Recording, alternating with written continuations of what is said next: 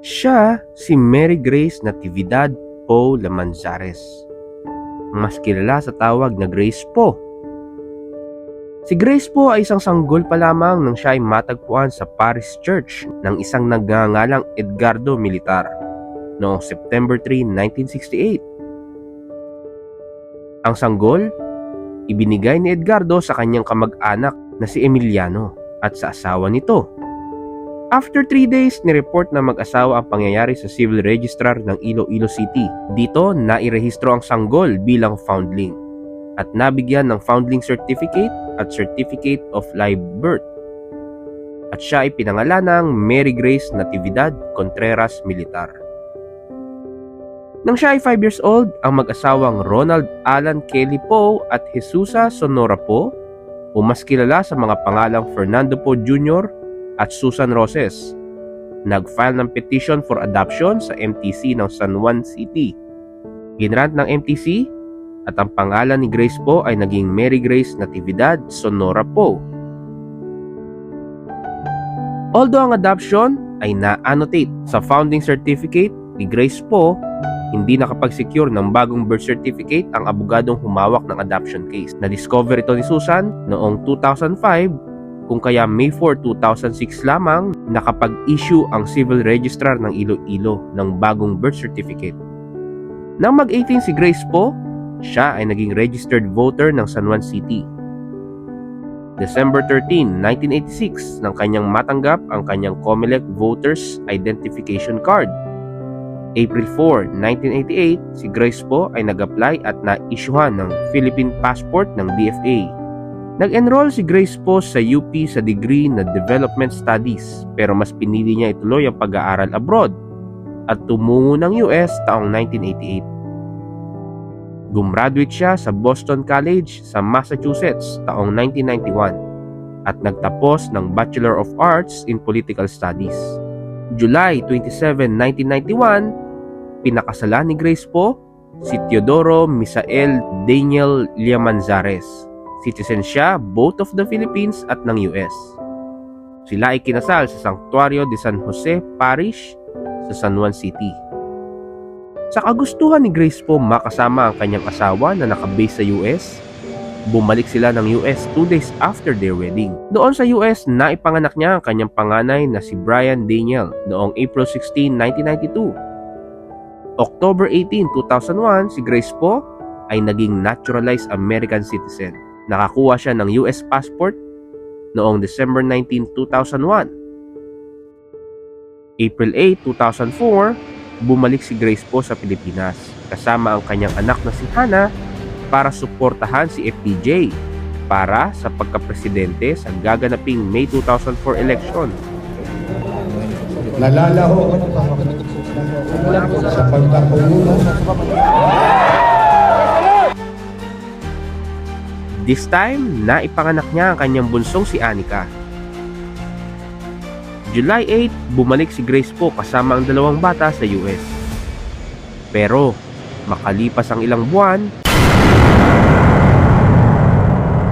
December 13, bumalik si Grace Poe sa Pilipinas nang kanyang malaman ang kalagayan ng kanyang ama, si EPJ, na koma at pumanaw. Nagstay sa Pilipinas si Grace Poe hanggang February 3, 2005 upang ayusin ang lamay ng kanyang ama. Si Grace Poe, sa kagustuhang makasama ang nagluluksang ina na si Susan, nag-decide na mag-reside permanently na sa Pilipinas. If you have stolen the presidency, not once, but twice! Si Grace Poe at ang kanyang asawa nag-resettle sa Pilipinas. Dinotify nila ang mga school ng kanilang mga anak na by next semester, sa Pinas na sila mag-aaral.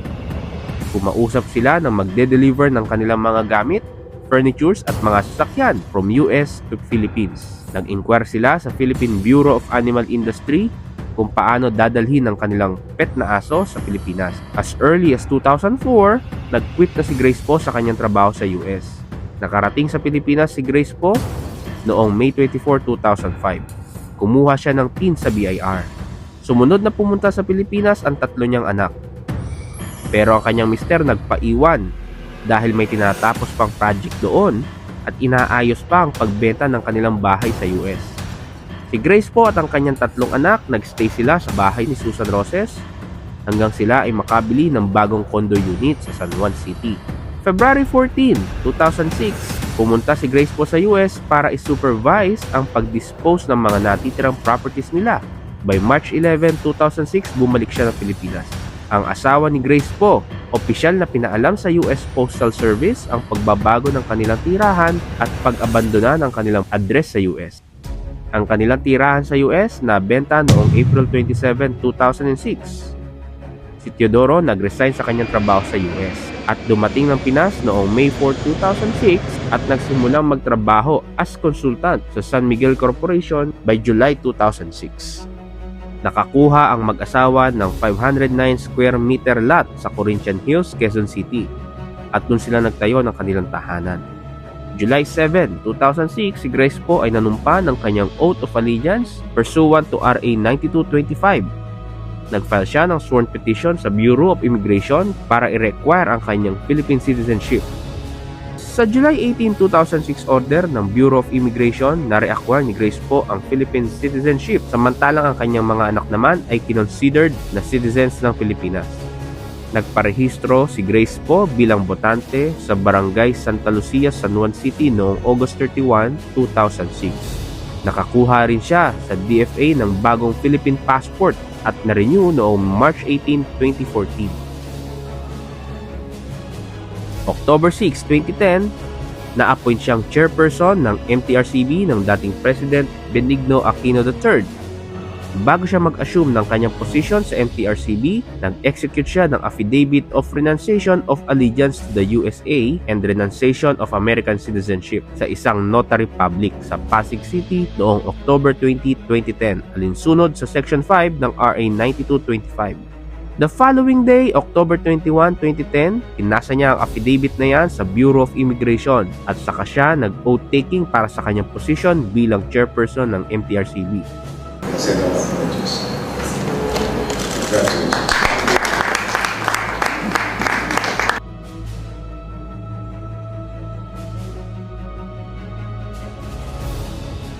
Mula noon, hindi na niya ginamit ang kanyang American passport. July 12, 2011, pumunta siya sa Vice Consul ng US Embassy sa Manila at nag-execute ng oath or affirmation of renunciation of nationality of the United States. Sa araw na yan, nilagdaan niya ang isang sworn questionnaire sa harap ng US Vice Consul na nagsasaad na siya ay nag-oath-taking as MTRCB chairperson with the intent na i-relinquish ang kanyang pagiging American citizen. December 9, 2011, nag-issue ang US Vice Consul ng Certificate of Loss of Nationality of the United States, effective October 21, 2010. Grace Polia Manzares, ang inang si Susan Roses October sa pagkakain ng 2, kanyang 2012, COC. si Grace po nag-file ng kanyang COC para sa pagkasenador for the 2013 elections. Sa kanyang COC, nakasaad na ang kanyang period of residence ay 6 years and 6 months. Nanalo si Grace po sa pagkasenador at nakakuha ng pinakamaraming boto at na-proclaim noong May 16, 2013. December 19, 2013, nakakuha siya ng Philippine Diplomatic Passport.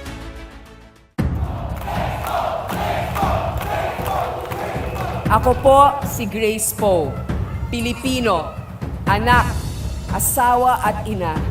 At sa tulong ng mahal na Diyos ay inaalay ko sa inyong lahat ang aking sarili sa mas mataas na paninilbihan bilang inyong Pangulo. Maraming salamat. October 15, 2015, nag-file ng COC si Grace po para sa pagkapresidente for the May 2016 elections. Sa kanyang COC, nakasaad na siya ay isang natural-born citizen at ang kanyang residency sa Pilipinas ay 10 years and 11 months counted from May 24, 2005. Nag-file ng petition for cancellation ang isang nagngangalang Estrella Elamparo. Ang argument ni Estrella, may material misrepresentation si Grace po. Una, hindi siya natural-born Filipino dahil foundling siya o yung isang batang napulot lang. Ikalawa, granting man na natural born nga siya, hindi siya naka 10 years until May 9, 2016 election. Para kay Estrella, July 2006 lang niya masasabing na-reacquire ang kanyang pagiging natural born Filipino nung time ng kanyang petition sa Bureau of Immigration. Hindi rin siya qualified mag-apply for reacquisition under RA 9225 dahil nga hindi siya Filipino in the first place. So wala siyang ire-reacquire na Filipino citizenship. Isa pang argument ni Estrella na wala ang kanyang pagka-natural born nang siya ay man-naturalize sa ibang bansa. Since si Grace po na wala ang pagiging natural born upon naturalization, hindi siya qualified dahil para kay Estrella, ang nakasaad sa Constitution na natural born citizen ay dapat continuous from birth. Ang second division ng COMELEC, ginrant ang cancellation ng COC ni Grace po. Nag-file din sa COMELEC ng petitions to disqualify sina Francisco Tatad, Antonio Contreras at Amado Valdez. Ang tatlong petition ay kinonsolidate at nairaffle sa First Division. Ang First Division ng COMELEC, ginrant ang mga petitions at kinansela ang COC ni Grace po. Pagdating sa Supreme Court, ang unang tanong, ang COMELEC ba ay pwedeng magdesisyon sa qualifications ng isang kandidato? Ang disqualification proceeding ay iba sa ineligibility proceeding. Kapag sinabing disqualification, ang purpose ay upang hindi na maaaring tumakbo o hindi na maaaring ituloy ng candidate ang kanyang pagtakbo sa isang public office. Ibig sabihin, ine-eliminate ang isang candidate from the race. Sa ineligibility case naman, merong lack of qualification ang isang incumbent o nakaupo na. Hindi na siya kandidato kundi incumbent.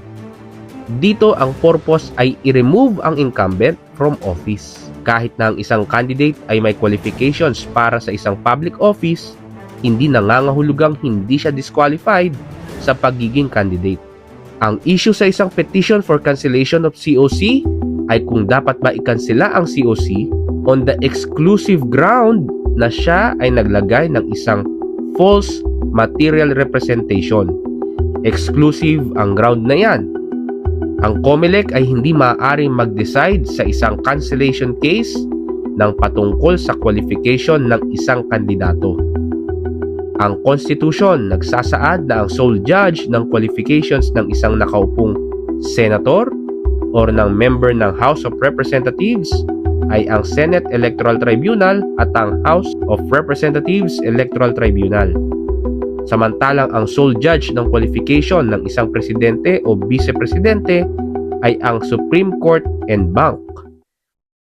Pero paano kung kandidato pa lang at hindi pa nakaupong president, vice, senator o member ng House ang isang kandidato? Ang Constitution hindi nagsasaad na ang COMELEC ang judge ng qualification ng isang candidate. Wala sa mga kapangyarihan ng COMELEC na nakasaad sa Constitution ang maging judge ng qualifications ng isang candidate. Walang proceeding para i-declare na ang isang candidate ay ineligible o hindi qualified. Ang mga provision ay tumutukoy doon sa nakaupo o nasa posisyon na. Kaya ang ginawa ng COMELEC noong 1993, naglagay ng Rule 25, Ground for Disqualification of Candidate. Pero, hindi maaari na ang ground for disqualification ng isang candidate ay manggaling lang sa isang rule ng COMELEC dahil yan ay may epekto sa karapatan ng mga maaari sanang tumakbong kandidato. Sa separate opinion ni Justice Mendoza sa case ni Imelda Marcos versus COMELEC, sinabi niya na may 3 reasons kung bakit walang proceeding before election patungkol sa qualifications ng isang candidate. Una, hindi necessity o kailangang i-determine ang eligibility o qualification ng isang candidate kung hindi pa naman siya nananalo at napoproclaim bilang duly elected. Ang kailangan lang ma-determine before election para siya ay ma-disqualify ay kung gumawa siya ng election offense, gaya ng vote buying, overspending o yung mga prohibited acts. Na yan yung mga kailangang i-determine before the election dahil baka manalo siya because of those very acts. So kung na-establish yung mga acts na yan, ang candidate ay hindi isasama sa botohan. Or kung naisama man siya, hindi bibilangin ang boto niya. Kung sakali mang siya ay maboto at manalo, hindi siya ipoproclaim. Ikalawang reason, ang pag-determine ng qualification ng isang candidate, halimbawa ay citizenship, ay mahabang proseso. na minsan umaabot pa sa simula ng kanyang term. Nagsimula na yung term, hindi pa nadidesisyonan yung qualification ng candidate. Ito ang reason kung kaya ministerial lang sa COMELEC ang pagtanggap ng COC. Ang batas nasasatisfy na kung ang candidate ilagay sa kanyang COC na siya ay eligible sa position na gusto niyang makamit. Ang qualification niya ay i-determine na lang once tapos na ang election at kapag siya ay na-elect na.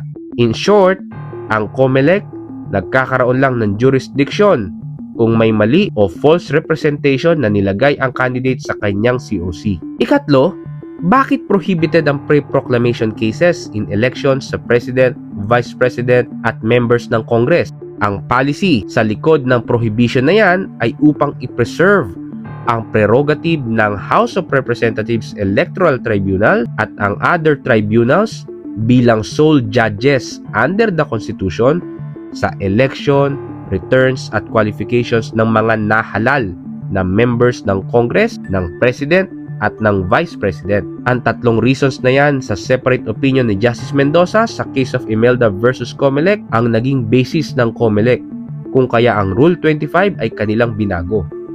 By 2012, ang Rule 23 ng COMELEC nagsasaad na ang ground for disqualification ng isang candidate ay nangangailangan na ng final decision ng korte.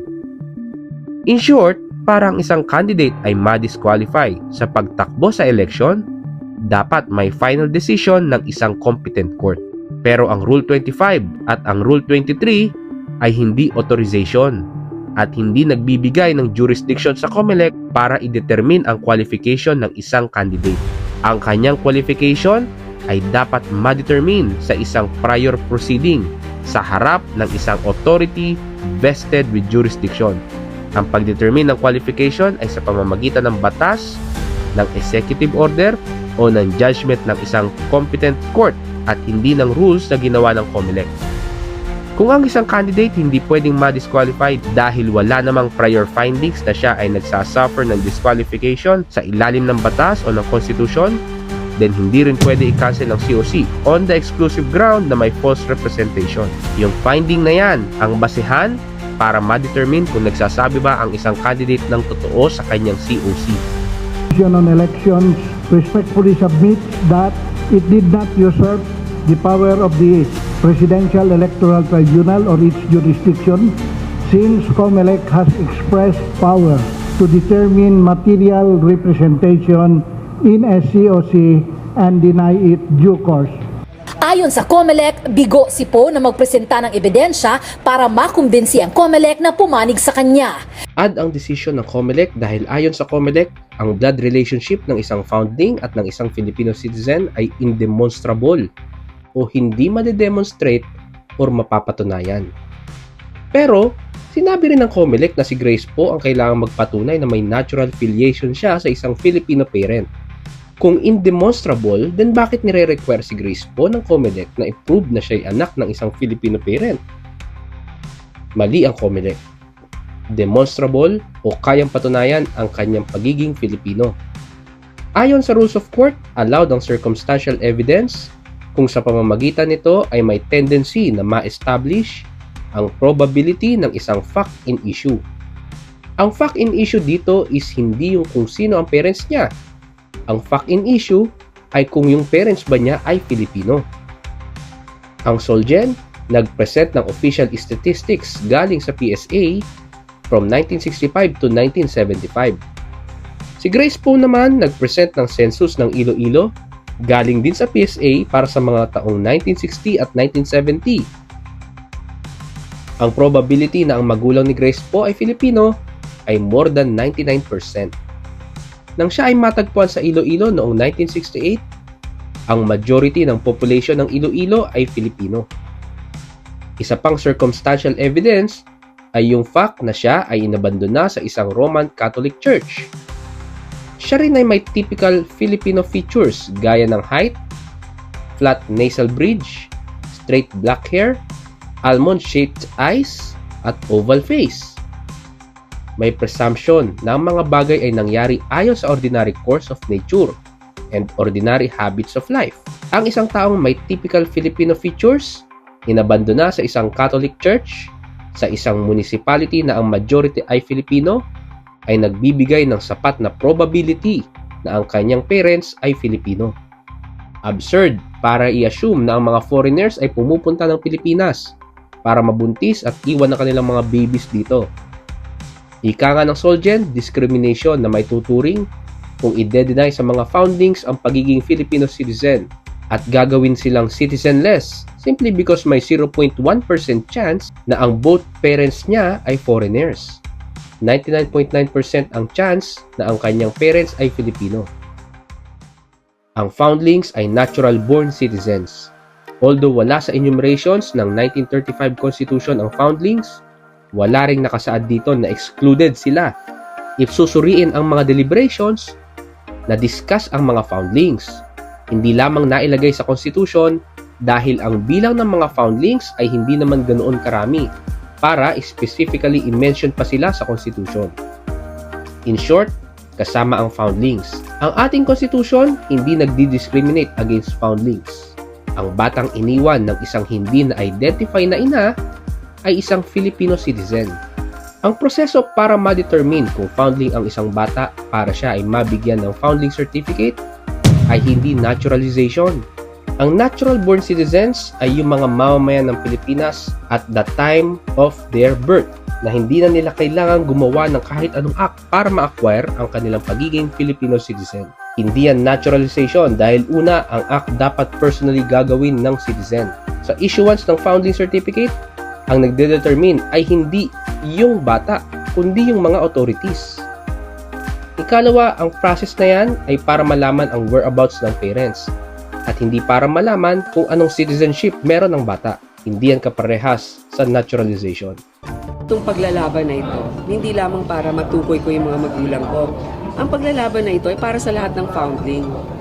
Kasi ang ibig ba sabihin, limitado ang pwede nilang gawin sa ating lipunan. Di ba pag ikaw ay isang magulang, pantay-pantay ang pagtrato mo, you cannot discriminate.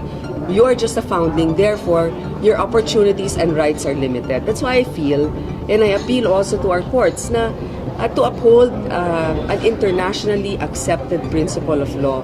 And it's been already proven many times na dito sa ating bansa, we really uphold international human rights principles and the principle on the welfare of the child. Ang international law ay nagiging parte ng ating domestic laws sa pamamagitan ng transformation o di naman kaya by incorporation.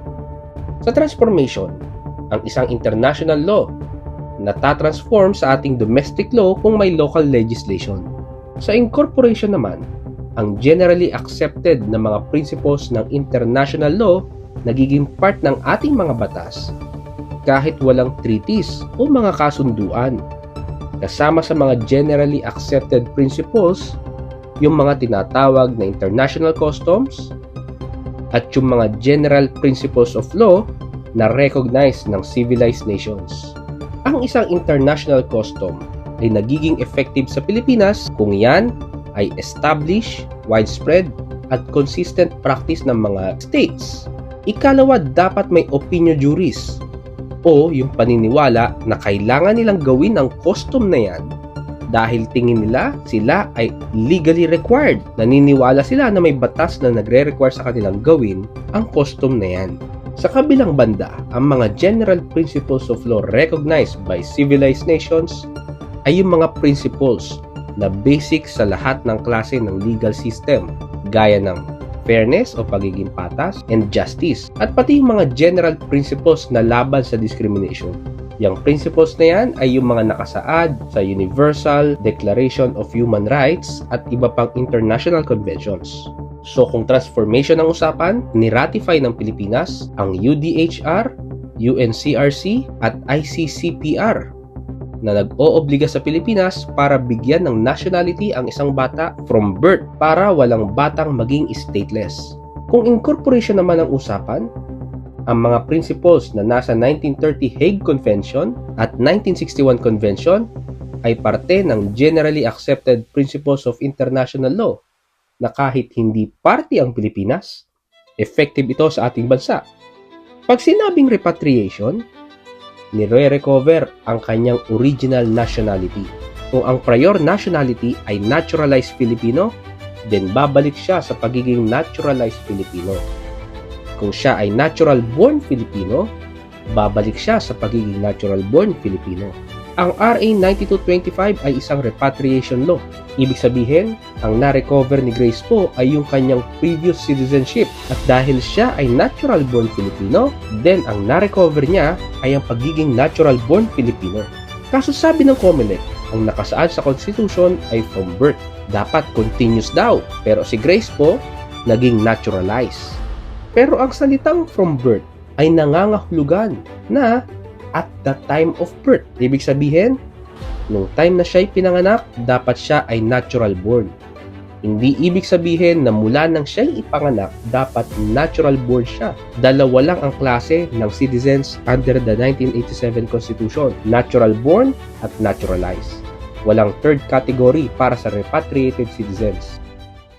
Nang si Grace Poe ay nag-immigrate sa US noong 1991, nawala ang kanyang original domicile, which is the Philippines. Tatlo ang kailangan para mapalitan ang domicile: bodily presence sa bagong lugar, intent to reside sa bagong lugar, at intent to abandon yung dating domicile. Dapat may animus manendi at animus non revertendi. Ang tanong, kailan ang reckoning period ng kanyang residence? May 24, 2005. Yan yung time nung siya ay bumalik sa Pilipinas for good. Hindi nung time ng kanyang repatriation, hindi rin nung time na siya ay magkaroon ng permanent resident visa. Walang bearing ang pagpasok ni Grace Poe as balikbayan, so long as nung nagpunta siya sa Pinas starting May 24, for good na siya sa Pilipinas. Sa COC ni Grace Poe sa pagka-senator, 6 years and 6 months ang kanyang nilagay, which means naging resident lang siya sa Pilipinas noong November 2006. Hindi yan binding at conclusive kay Grace Poe. Gaya ng nangyari sa case ni Imelda Marcos, ang titignan ay hindi yung statement sa COC, kundi yung fact of residence. Ang misrepresentation sa COC na ground para makasila ang COC ay hindi lang dapat material fact o patungkol sa kanyang eligibility at qualification. Dapat magpakita rin ng intent to mislead or misinform or magtago ng isang fact na magdi-disqualify sana sa kanya. Dapat ipakita ang intention to deceive o lokohin ang mga botante patungkol sa kanyang qualification. Walang attempt sa part ni Grace Poe magtago ng kahit ano. Nauna nang nagkaroon ng set petition for quo warranto kung saan sinagot ni Grace Poe ang patungkol sa kanyang COC. Ganon din sa media. Pero nilalagay ko po yun sapagkat nung 2006 lang nabenta yung bahay namin sa Amerika. April 2006, which can be proven. So sabi ko at that time, nako, baka naman yun ang ibig nilang sabihin. Hindi ako abogado, pero ako po'y tapat at truthful at kung bibilangin mo talaga yung oras na nandito ako sa Pilipinas, lagpas pa nga po sa requirement. Therefore, in this case, sinet aside ng Supreme Court ang ruling ng COMELEC at si Grace Poe ay qualified sa pagtakbo sa pagka-president sa May 9, 2016 election. For more videos like this, please like, follow, and share. Thank you.